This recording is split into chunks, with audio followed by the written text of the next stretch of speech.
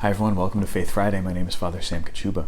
This weekend we mark Labor Day weekend, and it's the official end of summer. I hope this summertime has been a time for you for real refreshment and restoration, that you got away for a little bit of vacation, or at least got a little bit of time off, or at the very least that work maybe was a little bit slower than it has been normally throughout the year. For those of you who are students, I know that you got some time off, and I'm really grateful for that. Labor Day reminds us of the great dignity of work and workers. So we're reminded that our labor, our efforts, whether it's just for ourselves to earn a living or for the sake of others to support and sustain a family, it has worth, it has value, it's good. And you as a worker have value. You are good.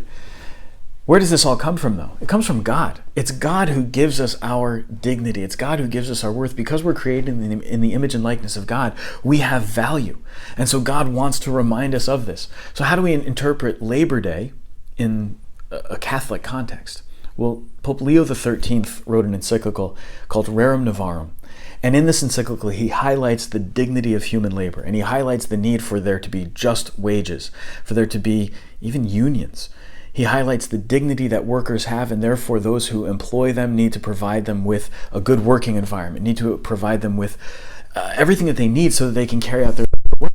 But most of all, that they deserve to be treated as human beings with an infinite value in God's eyes.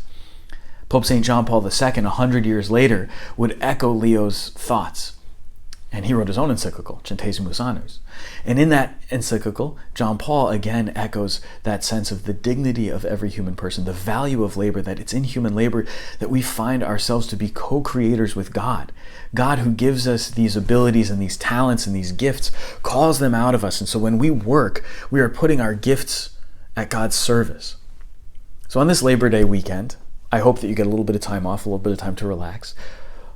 But be refreshed and renewed in your understanding of your own human dignity, and that the gifts and the talents that you have are meant to be used for God's glory. Those gifts and those talents that you have a worth in and of themselves, and your work is valuable.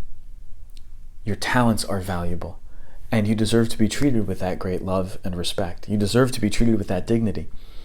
And on this Labor Day weekend, let's also be reminded to treat people with dignity, with respect, with compassion, and to know that when we put our gifts at the service of others, God is praised.